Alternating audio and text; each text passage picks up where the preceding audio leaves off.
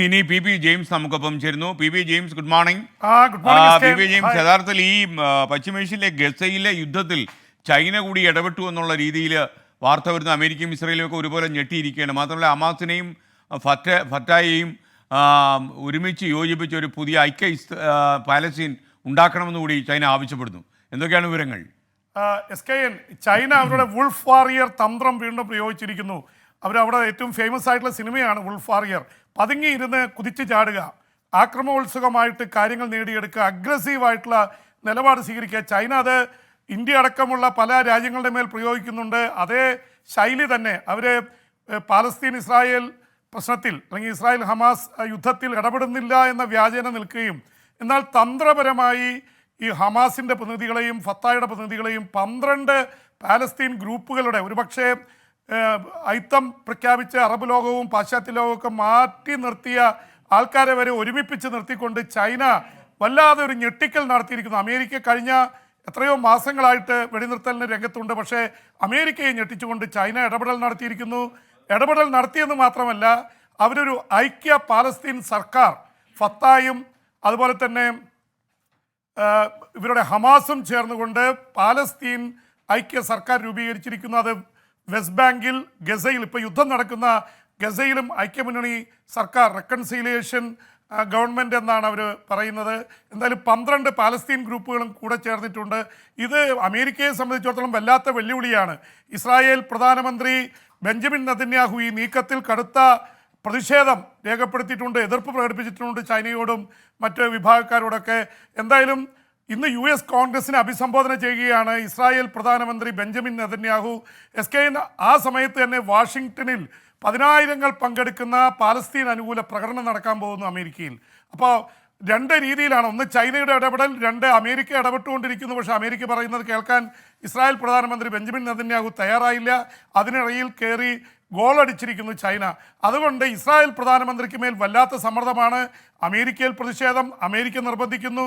ജോ ബൈഡനുമായിട്ട് ചർച്ചയുണ്ട്. Joe Biden യഥാർത്ഥത്തിൽ Covid ബാധിച്ച് വിശ്രമത്തിലാണ്. July 25 അധികം വരുന്നുണ്ട്. അപ്പോൾ അതിൻ്റെയൊക്കെ പശ്ചാത്തലത്തിൽ സ്വാഭാവികമായിട്ടും ജോ ബൈഡനെ നാളെയോ മറ്റന്നാളോ കാണും. ഇന്ന് US കോൺഗ്രസിനെ അഭിസംബോധന ചെയ്ത് ഇസ്രായേൽ പ്രധാനമന്ത്രി സംസാരിക്കും.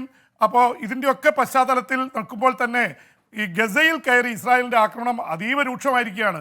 കഴിഞ്ഞ ദിവസം ഖാൻ യൂണിസിൽ നടത്തിയ ആക്രമണത്തിൽ 70-ലേറെ പേരാണ് പലസ്തീനികളാണ് കൊല്ലപ്പെട്ടത്. SKN മരണസംഖ്യ 39,000 കവിഞ്ഞിരിക്കുന്നു. കഴിഞ്ഞ 10ാമത്തെ മാസത്തിലേക്ക് കിടക്കുമ്പോൾ 39,000 പേർ, അതിൽ കൂടുതലും പലസ്തീനി കുട്ടികളും സ്ത്രീകളുമാണ്. അപ്പോൾ ഈ തരത്തിലേക്ക് യുദ്ധം മാറിയിരിക്കുന്നു. ലെബനനിലേക്ക് ഇസ്രായേൽ ബോംബർ വിമാനങ്ങൾ എത്തുന്നുണ്ട്. ലെബനൻ റോക്കറ്റുകൾ അയക്കുന്നു.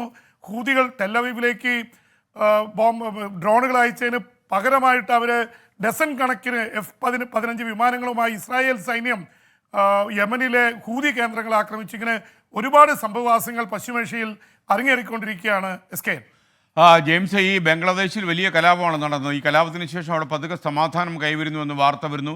ഇൻ്റർനെറ്റ് സേവനം നിർത്തിവെച്ചിരിക്കുകയാണ്, അതൊക്കെ പുനഃസ്ഥാപിക്കാൻ പോകുന്നു. അതുപോലെ ഈ അറസ്റ്റ് ചെയ്ത ആൾക്കാരെയൊക്കെ വിടാൻ പോകുന്നുവെന്നും വാർത്ത വരുന്നു. എന്താണ് ബംഗ്ലാദേശിലെ ഇപ്പോഴത്തെ അവസ്ഥ? SKN ബംഗ്ലാദേശ് 1971-ൽ മോചിതമായ ശേഷമുള്ള ഏറ്റവും വലിയ പ്രക്ഷോഭമാണ് അവിടെ നടന്നത്. രക്തരൂക്ഷിതമായ പ്രക്ഷോഭം എന്ന് പറയേണ്ടി വരും. അവിടുത്തെ ലക്ഷക്കണക്കിന് വിദ്യാർത്ഥികൾ തെരുവിലിറങ്ങി പോലീസുമായി ഏറ്റുമുട്ടി. 173 പേർ ഇതുവരെ കൊല്ലപ്പെട്ടു എന്നാണ് ഔദ്യോഗിക കണക്ക്. കൂടുതൽ പേർ കൊല്ലപ്പെട്ടിട്ടുണ്ടാകാം. എന്തായാലും ഇന്ത്യയിലേക്ക് ഒരുപാട് പേര്, ബംഗാളിലേക്കൊക്കെ ഒരുപാട് പേര് അവിടുന്ന് ഓടി രക്ഷപ്പെട്ടു വന്നു. മമതാ ബാനർജി അവരെ സ്വീകരിച്ചു. അവരെ അഭയാർത്ഥികളായി സ്വീകരിക്കുന്നതിൽ ബംഗ്ലാദേശ് പ്രതിഷേധം പ്രകടിപ്പിക്കുക വരെ ചെയ്തു. SKN എന്തായാലും കഴിഞ്ഞ 48 മണിക്കൂർ അവർ സമാധാനപരമായിട്ട് പ്രക്ഷോഭം നിർത്തിവെച്ചിരിക്കുകയാണ്. അതുകൊണ്ട് അവിടെ സമാധാനം കൈവരുന്നു. പ്രത്യേകിച്ച് സുപ്രീം കോടതി ഇടപെട്ട് സംവരണത്തിന് അനുകൂലമായിട്ട് ഹൈക്കോടതി വിധിച്ച വിധിയെ സ്റ്റേ ചെയ്തതിനെ തുടർന്നാണ് സമാധാനം കൈവരുന്നത്. 48 മണിക്കൂർ ആണ് അവിടുത്തെ വിദ്യാർത്ഥി സംഘടനകൾ അനുവദിച്ചത്. അതിനുള്ളിൽ തീരുമാനമുണ്ടാവണം എന്നവർ പറഞ്ഞു, ഇല്ലെങ്കിൽ ഞങ്ങൾ പ്രക്ഷോഭം തുടരും.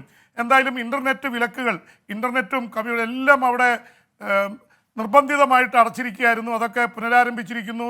അറസ്റ്റ് ചെയ്തവരെ വിട്ടയക്കുമെന്ന് പറഞ്ഞിരിക്കുന്നു. അതുകൊണ്ട് തന്നെ ഒരു സമാധാനത്തിനുള്ള സാധ്യതയുണ്ട്. അവിടുത്തെ പ്രധാനമന്ത്രി ഷെയ്ഖ് ഹസീന നേരിട്ട ഈ ദശകങ്ങളുടെ ഏറ്റവും വലിയ പ്രക്ഷോഭമാണ് കണ്ടത്. അവിടുത്തെ രാഷ്ട്രപിതാവ് മുജീബ് റഹ്മാൻ്റെ മകളാണ് ഷെയ്ഖ് ഹസീന.